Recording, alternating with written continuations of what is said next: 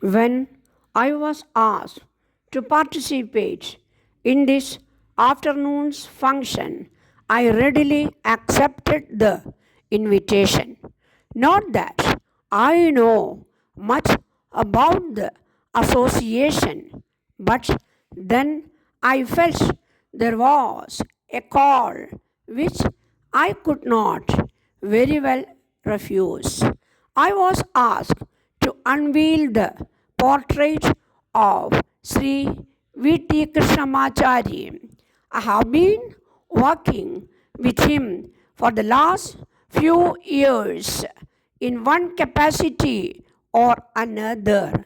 He has given off his best to the service for the country in various capacities, and even today, at an advanced age, he not only maintains his great interest in work but applies himself in a most assiduous manner to every detail of his job. At the present moment, he is dealing with planning the work of a most exacting nature. One needs to talk to him for only a few minutes to find out how he keeps his grip on every detail of the various plans which are being now worked out either in the Secretariat or the Government of India or of the various states.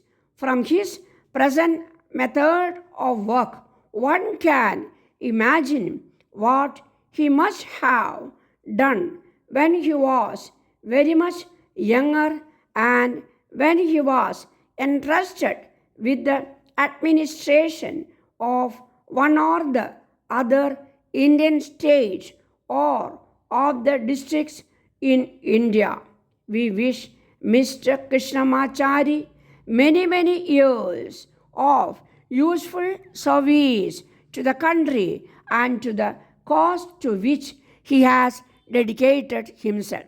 It is also a matter of pleasure to me that you have asked me to lay the foundation stone of a block for the hostel of the Indian Officers Association, where many boys of the future will have the opportunity not only of studying but also of coming in contact with those who are actually engaged in the administration of this country. When the members of the Constituent Assembly were engaged in drawing up our Constitution and in the process were faced with many problems. One of the most important of them was which of the Constitution of the world to adopt as the model. It was not without a great deal of thought and deliberation that they decided in favor of the British Constitution. One of the most important features of this Constitution is that there is separation of functions, and those who lay down the policy and those who are responsible for executing it.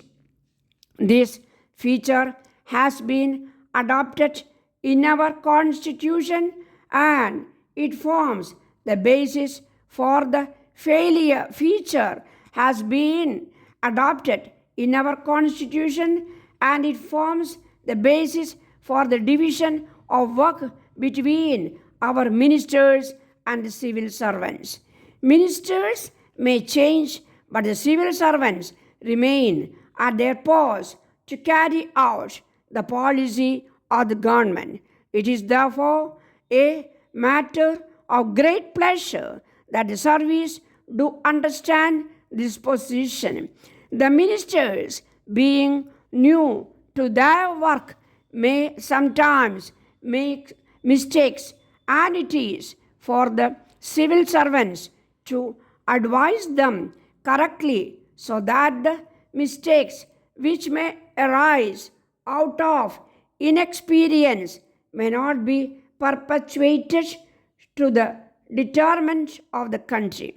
When power was transferred to us, there might have been some people who doubted our capacity to maintain the administration.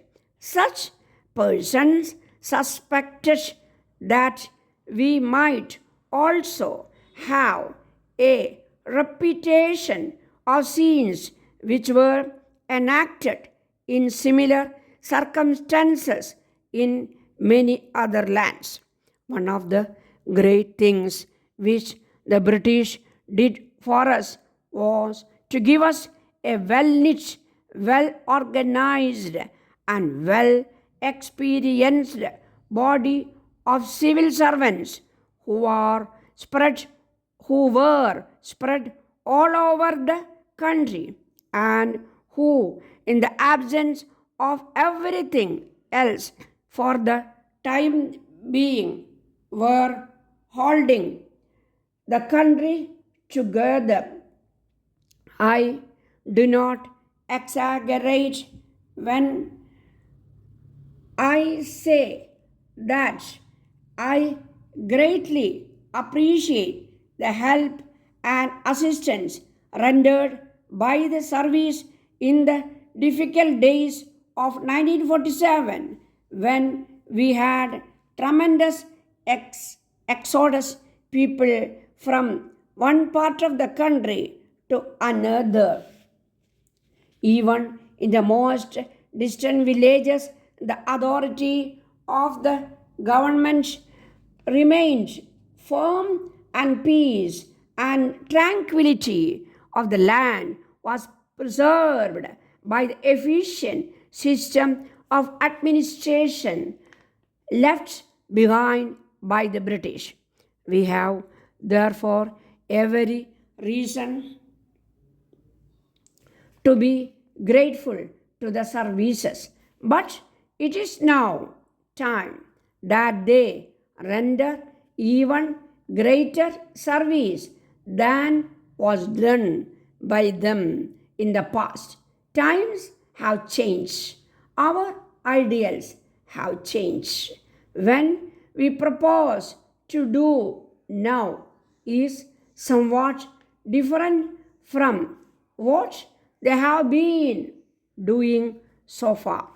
In the present period, which may be called a period of transition, of resurrection, we have to depend even more on the services for a great deal which we wish to achieve.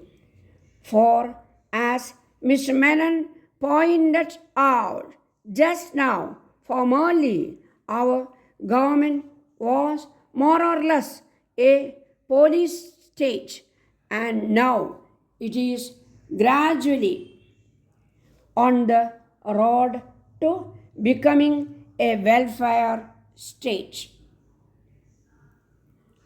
Our services were primarily concerned with the collection of revenue and maintenance of law and order. My dear friend, when my wife and I were in Shantiniketan last January, I mentioned to Gurudev the possibility of my daughter Indra joining Shantiniketan. Since then, I have not had the chance of meeting Indra. She has now just come from Bombay after appearing for the matriculation examination there, and I hope to see her soon.